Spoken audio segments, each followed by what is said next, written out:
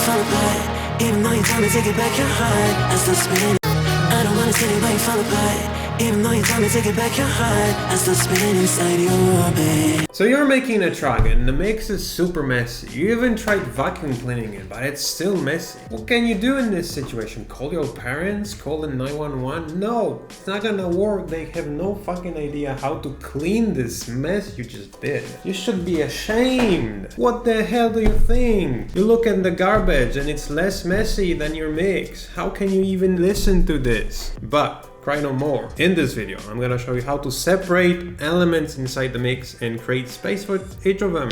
You won't need to be listening to this garbage. You will finally be able to say what is kick and what is Sarah in your song. So there's one simple thing you can do to separate your wife from your kids. Oh shit, wrong script. Yeah. So there's one simple thing you can do to separate elements inside the mix and bring some clarity to it. In this very example, you're gonna see how easy this is to do and how big of a difference that makes.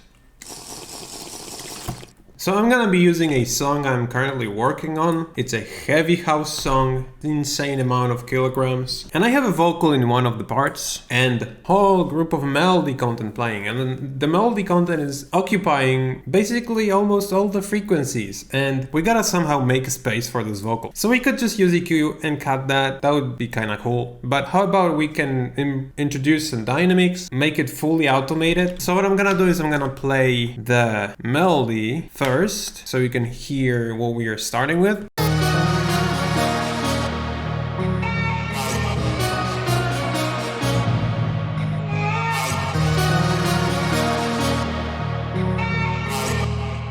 The other element that is playing at the same time is this vocal. I don't wanna see the way you fall apart. Even though you told me to get back your heart, I still spin. So to separate these two elements, what I like to do is, first of all, I like to group all of them. So basically, like I'm having all the melodies here, just this one, the vocal, and some guitar, some occasional vocal chops, and vocal swells. I put this everything inside the group because it's a melodic element that is playing all the time when the vocal is playing, and that is the only melody content that I'm here having that is colliding with the vocal. Are you tired of using weak samples? Well, not anymore. Visit oversample.us for super high quality content like CYBERPACK 2077, Galaxy Sample Pack, super heavy, mixing sauce. The mixing sauce for Ableton. 7 effect racks that will clean the mud, make your instruments sound amazing and spacious. And many more. Link in the description. The first thing we have to do is we have to find the main frequency of the vocal. So the vocal is the element that we want to bring the presence of. We gotta take a look at EQ and look at what frequencies it is occupying the most. What are the main frequencies of the vocal? So I'm using Pro Q3. So what we have to do is we have to target the main frequencies of the vocal. So let's take a listen. I don't wanna see the way you fall apart. Even though you told me to get back your heart, I still spin. Even though you told me to get back your heart, I still spin. So I would say around 450 Hertz is the main like middle frequency, and then 1200 Hertz is the second one. So now when you found the frequency, the main frequency of the vocal, you go to the group of the melodies and then you apply a Pro Q on it. So I'm gonna apply a new Pro Q. So we do this from scratch. So we have to find 420 Hertz, which is right here. And then we're gonna find a 1200 Hertz, so which is here. So now I'm gonna highlight this. You can use Alt and scroll wheel to bring these down, or you can just drag here. It's gonna work in both cases the same. So this is basically the dynamic It is basically cutting these frequencies based on the input, so it's like a compressor. Now we highlight these, we go here and we click this guy. This is the sidechain. And now when I play this, it doesn't do anything unless there's a sidechain input. So we are gonna go and I have two vocals because I'm gonna show you two examples. So this one is 56 group, has two vocals, nothing on it. So I'm gonna just go here, sidechain, group 56. And now when the vocal is playing, I don't wanna see anybody fall apart. Even though this is gonna be sidechaining. So there's probably gonna be a question why to use sidechaining instead of just the normal multiband dynamic thing. This is pretty simple. Check this out. In this place exactly, I'm having the melody and the vocal playing. But there's this place when the melodic content doesn't have any vocal underneath, right? There's no vocal playing, there's only melody. So if I weren't using sidechain but only this multiband dynamics,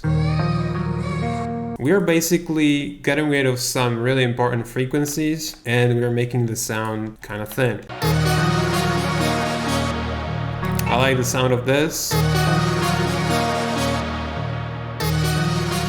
And I don't like the sound of this. So this is the EQ I did previously. I'm gonna use this one. So this is with the sidechaining EQ. I don't wanna see anybody fall apart. Even though you told me to get back your heart, I still spin inside your orbit. And this is without. I don't wanna see anybody fall apart. Even though you told me to get back your heart, I still spin inside your orbit. Ooh, yes. You said that I should probably start to walk away. I'm hoping that you stop and make me have to stay, cause I'm floating in your orbit.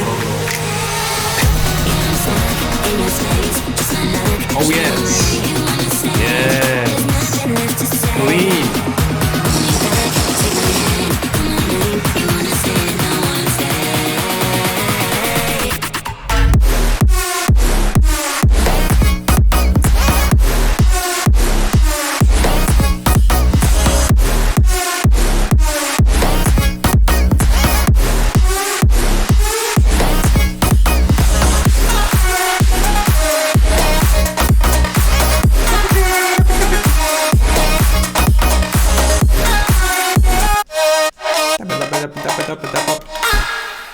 Yeah, it is a game changer. It's so good. It just cleans so good. It's so simple, but it's so powerful. God damn it. Okay, so let's take a look at a different vocal. Ooh, let it burn, let it burn, let it burn. So I'ma light it up just like a cigarette. Use an EQ to target frequencies that are like most.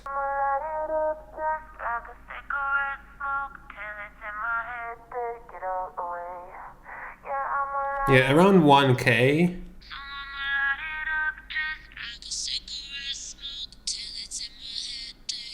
In here we have some really pleasant, pretty bright part of the vocal. So I would say here around 1K and 4K. And I even think I set it like that. Yeah, 112, yeah, 1.1 and 4K. So this is what it is doing. Excuse me, where is the spectrum? It's with I'ma light it up just like a cigarette and without. till it's light it up just like a cigarette smoke till it's in my head, take it all away. So different instruments occupy different frequency spectrums and you gotta just find the main frequencies of them and just cut them in the other instruments. You can use a normal EQ, but you would need to turn it off and on when the other colliding instrument is not playing. Man, this is good. I love this one. It's such a cleaning service. So that's basically it for today's tutorial. Let me know what you think. Check out samples and presets if you need some sick sounds. Check out other tutorials. There's a whole mixing playlist on this channel if you want more mixing tutorials. Also, there's gonna be coming more mixing tutorials. I'm gonna be doing a full mixing track and hell yeah. So, see you soon. Bing bong. So that's it. If you have any questions, you can leave them in the comment section below. If you enjoyed this video, you can side that subscribe button. Also, you can visit my site oversample.us for some high quality samples, presets, and free sounds.